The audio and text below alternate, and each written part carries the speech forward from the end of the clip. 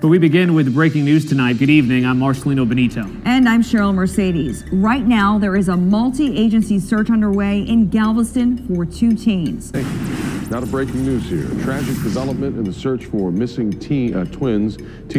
They went missing near Pleasure Pier in Galveston, and then we learned that a body was found overnight. Yeah, our Sabira Rayford is live in Galveston.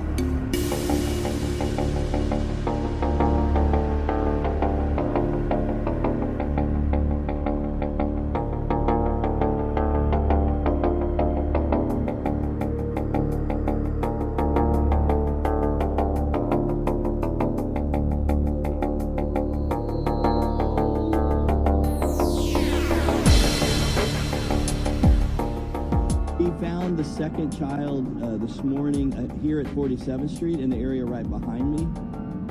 At about 1 in the morning, a person found the body floating on the shoreline, called 911.